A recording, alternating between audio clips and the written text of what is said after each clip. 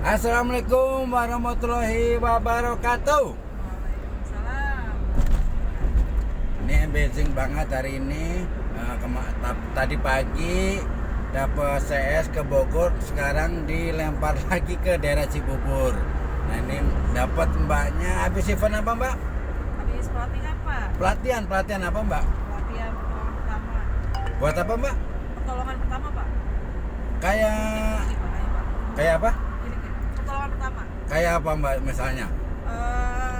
Melakukan kalau seandainya ada korban lalu lintas, Hah? bagaimana cara penanganannya? Oh gitu. Kayak PMI bukan? Ya betul. Acara PNP. Oh ini acara PMI. Nah ini saya kemarin habis donor darah mbak nih. Ke 90 kali. Alhamdulillah. Ini ada nih kartu donor saya. Nah, lewat PMI pusat juga. Oh iya, kalau PMI itu pasti ada. Berarti mbak di PMI ya ininya ya, kerjanya. Betul Pak. PMI mana nih, pusat apa mana nih? Di DKI. Bukan yang di pusat, yang Jalan Keramat bukan? Iya. Oh Jalan Keramat. DKI. Ya. Kok nggak pernah ketemu sama saya sih mbak kalau setiap donor? Beda bidang Pak. Oh beda bidang ya? Nggak, biasa memang kalau PMI itu kalau ada juga yang ditempatin di lalu lintas ya. Kalau yang buat kecelakaan, pertolongan pertama ada. Ada yang banjir juga ada. Pokoknya banyak deh ininya, jenis ininya pertolongannya. Ya, bidang-bidangnya memang. Bidang-bidangnya banyak. Terus kalau yang waktu tsunami di Aceh juga ada. Nggak, waktu tsunami di Aceh saya itu juga jadi sukarelawan mbak. 20 hari Oh, luar biasa. di Aceh. 20 hari lumayan lah di sana. Tapi saya waktu itu berangkatnya lewat Indosiar.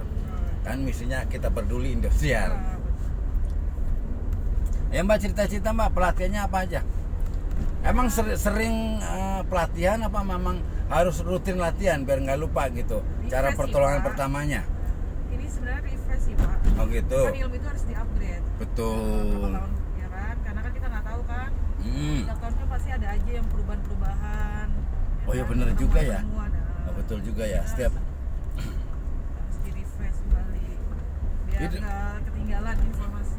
itu biasanya berapa bulan sekali mbak di request ini ya pelatihannya? Tahunan sih Pak. Hah? Tergantung programnya. Biasanya ada yang setahun sekali, ada yang sampai 2 tahun, 3 tahun baru kembali lagi. Bukannya 6 bulan sekali mbak Apanya tuh Pak? pelatihannya biar nggak lupa? Oh, enggak. Kita ngikut. Saya kira 6 bulan sekali, setahun 2 kali gitu biar minimal kalau 1 tahun nanti lupa mbak Waduh. cara pertolongan pertamanya gimana gitu, karena kan jarang pelatihan. Tapi memang tiap hari bergelut di bidang itu pasti nggak bakalan lupa lah ya kan, karena kan bidangnya itu. Ini kesan-kesan yang pernah ditolong apa nih mbak waktu itu? Paling korban-korban kecelakaan lalu lintas Pak, terus yang ketiga event, olahraga. Oh gitu. Pernah nggak ya nolong korban kecelakaan lalu lintas? Nah, Pernah. Terus gimana mbaknya? Rasa takut atau gimana kalau lihat korban gitu? ya kalau udah terbiasa ya Pak, biasa aja. Oh gitu ya. Biasa. Biasa aja itu kadang-kadang kalau yang kadang-kadang seorang cewek tuh kadang-kadang nggak ini loh mbak. Kadang-kadang nggak berani loh. Lihat korban kecelakaan kalau korbannya udah kayak gitu kan. Kadang-kadang nggak ada yang berani. Kadang-kadang ada yang cewek yang baru lihat darah pingsan. Balik lagi ke mentalnya. Iya, mentalnya nggak kuat. Waktu itu juga saya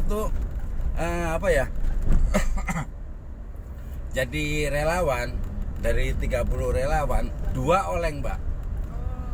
Badan gede, hitam, tatoan, hatinya Hello Kitty. Lucu. Enggak, jadi gini, priskisnya nggak kuat mbak, Iya. mentalnya nggak kuat. Begitu di sana ngomong sendiri, nangis sendiri, berarti ini. Terus begitu dipisah dari tim dokter, yang satu lagi besoknya nggak lama begitu lagi, yang satu lagi tiba-tiba guling-guling nangis gitu kan, minta pulang. Oh itu berarti. Tapi kalau nggak dipisah ke tim dokter, nanti takutnya bisa gila mbak.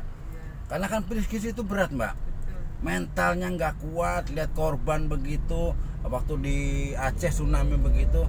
Kalau nanti diterusin nanti takutnya mentalnya nggak kuat jadi gila, kasihan. Kasihan anak orang udah jauh-jauh ke Aceh pulangnya gila gitu kan. Kalau sama biasa aja. Waktu itu malah justru saya waktu di Aceh ada relawan dari negara Prancis itu datang ke base camp kita, siapa yang bisa bantu bawa mobil tulisannya UN, Mbak. Mobil setirnya di kiri. Saya bilang saya sanggup, saya bilang gitu.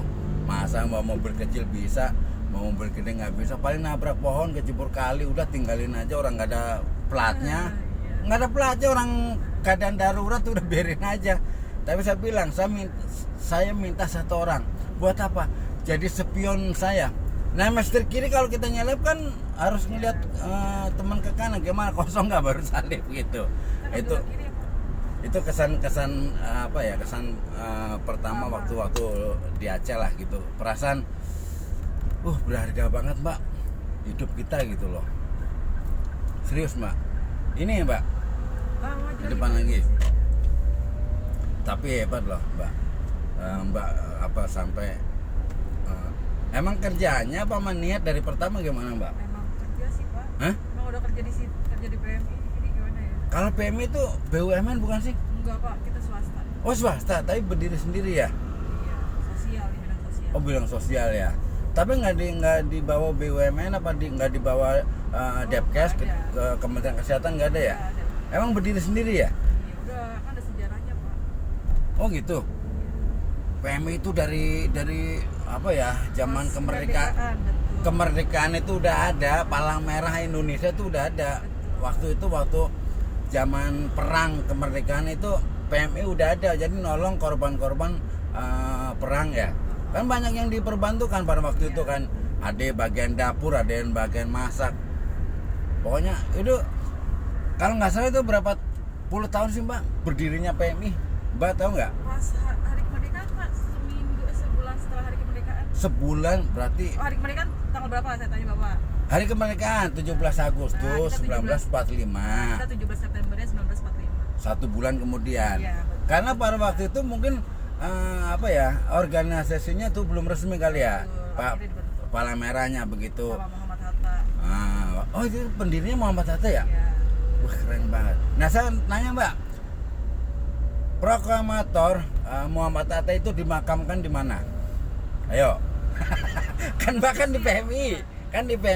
Nah, kan pendiri Palang Merah Indonesia kan Muhammad Hatta, itu kan termasuk proklamator Indonesia, ya kan, mendampingin Presiden pertama Indonesia Soekarno Hatta, ya kan. Ayo. Ayo. Itu di daily vlog ada loh, Mbak, saya itu. Makanya saya kalau bikin daily vlog itu pasti ada edukasinya, Mbak. Nah, proklamator Bung Hatta itu dimakamin di Tanah Kusir karena wasiatnya ke anak-anaknya.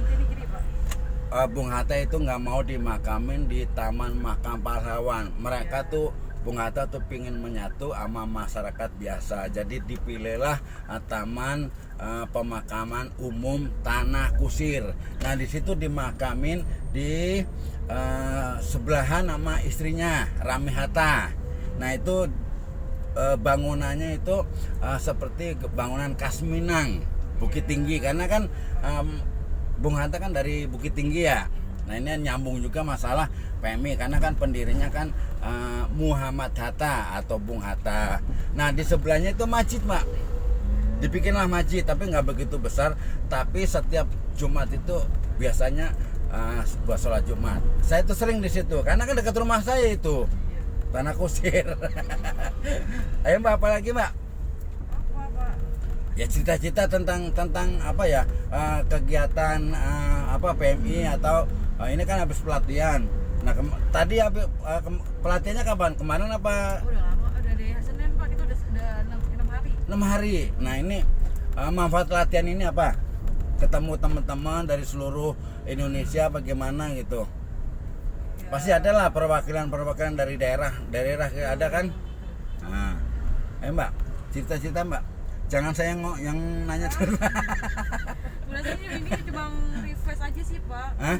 Ini kita hanya nge-refresh Hah? sebagai para pelatih-pelatih yang ada di PMI se-Indonesia itu. Hah? Nah ini kumpulan pelatih-pelatih pertolongan pertama gitu. Sebenarnya di PMI itu banyak Pak bidang-bidangnya. Nggak cuma pertolongan pertama aja, ada penanggulangan bencana juga, ada yang namanya perawatan keluarga, ada yang namanya Watson. Sebenarnya banyak kita ininya spesialisnya masing-masing. Jadi setiap orang itu yang kita bekerja atau sebagai relawan di PMI, dia akan mengikuti pelatihan sesuai dengan Bidangnya. bukan bidang sih, kapasitas yang ada di dirinya. Misalnya Oh kayak gitu. saya kapasitasnya adanya di bagian pertolongan pertama, berarti saya masuk ke dunia kesehatannya kan. Oh gitu. Pertolongan pertamanya. Mungkin kalau saya kapasitasnya di manajemen bencana, ya saya masuknya ke bidang penanggulangan bencananya gitu. Itu pada waktu saat kita daftar ke PMI-nya ditanya dulu spesifik kita tuh di bidang apa, ditanya nggak Bang? Sebenarnya masuk PMI bukan kita tiba-tiba masuk PMI Pak. Jadi di PMI itu ada yang namanya Korps Sukarelawan Pak, atau KSR, atau juga ada tenaga sukarelawan. Tenaga itu diambil dari orang-orang masyarakat umum yang ingin memang jiwanya ingin menjadi relawan. Oh gitu. Ya, dia masuklah ke PMI. Nanti di PMI itu akan disalurkan gitu ya. Dididik sama PMI, dibentuk, akan dibimbing Sesuai bidangnya gitu. Sesuai yang kompetensi mereka. Misalnya, saya mau lebih fokus ke bidang bencana ya. Nanti dia akan difokuskan mengikuti pelatihan-pelatihan yang terkait dengan tentang penanggulangan bencana. Sukses saya masih bisa nggak Mbak jadi relawan PMI? Paling jatuhnya ke tenaga sukarela Pak. Sukarela, misalnya Iya. saya cocok di apa nanti gitu, transportasi apa gimana gitu, Sebenarnya apa kalau- di bidang logistik gitu. Sebenarnya kalau tenaga sukarela itu tergantung ya pelatihan ini kan. Kalau pelatihan itu tergantung kegiatan programnya Pak. Oh, Kalau gitu. ada programnya ya akan ada pelatihan itu. Ada pelatihannya gitu. Atau misalnya kita ada sponsor dari perusahaan-perusahaan, dia ingin mengadakan pelatihan apa gitu, terus menggunakan mau support PMI ya itu bisa.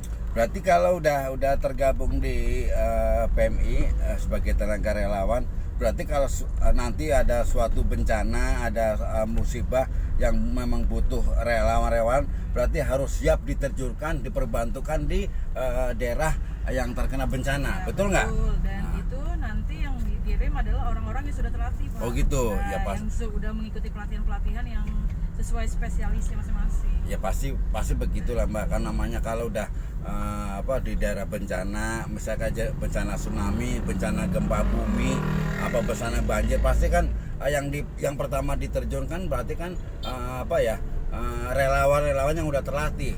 Kalau nanti belum terlatih nanti malah ngerepotin yang lain Mbak. Bener nggak? Ngerepotin yang lain kayak ya pasti udah terlatih dulu. Makanya setiap ada bencana pasti ada jaket atau baju yang lambangnya PMI, Palang Merah, pasti ada setiap di daerah bencana atau di daerah musibah yang lebih besar pasti ada lah. Itu biasanya dari tim relawan PMI itu biasanya duluan sih Mbak, rata-rata duluan. Biasanya didampingin sama pihak TNI atau pihak kepolisian, biasanya terjun bareng. Nah, itu istilahnya kalau PMI itu boleh dikata tuh garda terdepan buat masalah relawan atau masalah bencana yang ada di Indonesia. Benar nggak Mbak? Bener aja saya ngomong nih Pak. Karena kita sebagai ngedampingin pemerintahan sih Pak. Ya, kan, gitu ya? Ketika ada bencana kan kita juga nggak sendiri PMI aja Pak, pasti ada instansi-instansi terkait kayak TNI, Begitu. BNPB ya kan, Betul. Basarnas, terus atau dinas kesehatan yang terkait yang ada di wilayah tersebut gitu. Dan PMI kan terkadang orang awam taunya PMI itu donor darah doang kan Pak. Ya taunya Nah, itu, iya, taunya itu sebenarnya Pak. padahal PMI itu ada yang namanya manajemennya, bidang manajemen kebencanaannya. Nah di manajemen kebencanaan itu luas Pak, ada bidang kesehatan sosial, ya kan, ada bidang badiklat itu Betul. yang menaungin pelatihan-pelatihan. Mungkin kalau di perusahaan-perusahaan butuh pelatihan pertolongan pertama, bisa datang ke PMI minta pelatihan tentang pertolongan pertama Makanya kalau seandainya ada bencana itu PMI atau Palang Merah Indonesia pasti ada Basarnas juga, ya kan, ada Basarnas juga, terus ada TNI dan Polri juga yang gabung. Tapi di antara TNI, Polri dan Basarnas dan PMI itu biasanya terjun yang duluan, Mbak, buat di daerah bencana, ya kan, itu biasanya. Makanya benar kata Mbak tadi, kalau seandainya relawan-relawan yang udah memang siap diperbantukan pasti kan udah terlatih dulu, betul nggak, udah memperoleh pendidikan pelatihan yang dikirim ke tempat bencana, betul nggak, Mbak? Kesan-kesannya apa nih, Mbak? Rasa bangga bagaimana bisa nolong orang banyak gitu loh. Yang pasti ya bangga ya Pak ya, bangga untuk diri sendiri karena berarti kita bermanfaat buat orang banyak gitu kan, berguna buat orang banyak. Tapi bener, Mbak, waktu saya di Aceh itu saya sampai nangis, keluar air mata. Saya megang menara Masjid Agung Aceh ya. Saya merasa berharga hidup saya bisa sampai ke Aceh. Kenapa ya? Niat tulus ikhlas itu, Allah itu memudahkan kita, jalan kita biar sampai ke Aceh. Benar, jadi sukarelawan. Akhirnya saya di sana merasa tenaga ini, badan ini, jiwa ini merasa berharga bisa nolong orang banyak di Aceh. Benar-benar apa yang orang Aceh, apa yang korban kita butuhkan kita bisa bantu, itu yang merasa kita bangga. Mbak, apalagi Mbak sebelum channel ini saya tutup. Ya Mbak. Ya paling untuk masyarakat di luar sana, jangan lupa donor darah. gitu ya. Nah betul. Ini buat sekedar edukasi. Sekarang kan yang donor darah ini kan khususnya buat kaum hawa ya. Buat kaum hawa itu jarang banget. Rata-rata kalau donor darah itu biasanya kaum laki-laki. Karena kaum laki-laki itu nggak kayak kaum hawa. Kaum hawa kan udah setiap bulan itu kan pasti ada kan halangan atau menstruasi yang darah kotornya udah terbuang. Nah rata-rata, tapi nggak ada salahnya donor darah. Kayak istri saya donor darah rutin. Karena apa? Kalau kaum hawa donor darah itu larinya ke muka, Mbak, serius. Mukanya lebih glowing. Nggak usah ke dokter kecantikan lagi, nggak usah ke pakai skincare lagi. Bener, glowing, Mbak. Ini contohnya, ini kayak saya ini kartu donor darah saya. Ini golongan darah saya A+. Ini saya kemarin habis donor darah yang ke 90 kali. Nanti 100 dapat pin, Pak. Pin ya? Iya, biasanya presiden itunya acara sama presiden. Nggak, bukan wakil presiden, Mbak. Tergantung ininya sih Pak sebenarnya. Tergantung moodnya. Siapa yang mau hadir ya deh. Apakah ada kegiatan atau enggak gitu. Oh gitu. Ya kan namanya pimpinan pasti kan banyak udah terschedule ya Pak kegiatannya. Nah kemarin saya mau donor Afresus ya Pak. Apa namanya Pak? Ternyata saya kelebihan. Kelebihan 1. Katanya kurang minum. Besoknya saya penasaran kan. Besoknya saya datang lagi ke PMI. Ternyata keruh Mbak itunya Mbak. Iya, plasmanya. Plasmanya keruh. Secara ini sehat, tapi secara di PMI itu nggak boleh. Iya, Secara aturan di PMI nggak boleh katanya. Kurang, nggak memenuhi syarat. Secara sehat sebenarnya boleh. Akhirnya disaranin ya udahlah donor darah merah dulu. Iya. Udah kepalangan bolak-balik 2 hari di situ kan. Ya udahlah gitu aja. Ya Mbak. Sebelum channel ini saya tutup, terima kasih udah diciriin ngevlog. Pokoknya saksikan aja di channel YouTube di Guyonan Yoyon. Nah hari ini obrolan kita walaupun sedikit ini manfaat banget ya buat teman-teman masa YouTube saya di luar sana. Ini sekedar edukasi. Nah, ini obrolan kita ada hubungannya di tentang bantu membantu atau jadi sukarelawan, apalagi mbaknya ini bergerak di bidang PMI. Ya Mbak, satu kata sebelum channel ini saya tutup. Satu kata. Ya. Ayo. Jangan lupa donor darah karena donor darah itu sehat ya kan, setetes darah kita setetes darah penuh keikhlasan untuk pohon kehidupan. Sudah benar. Karena banyak orang yang butuh darah kita gitu Pak. Oh gitu Tapi ya? saya nggak, ya kan kita nggak tahu ya Pak ya, darah seandainya kita donor kan kita nggak tahu darah kita mau dikasih ke pasien yang mana gitu. Betul. Ya apa ya? Seperti saya emang keluarga donor, anak saya rajin donor darah, istri saya donor darah, saya donor darah yang udah ke 90 kali. Mari kita donor darah, karena donor darah sehat, minimal apa ya, kerja jantung lebih ringan, karena sel-sel darah yang mati bisa hidup lagi buat produksi darah lagi. Salam donor darah, salam sehat. Terima kasih. Assalamualaikum warahmatullahi wabarakatuh. Waalaikumsalam.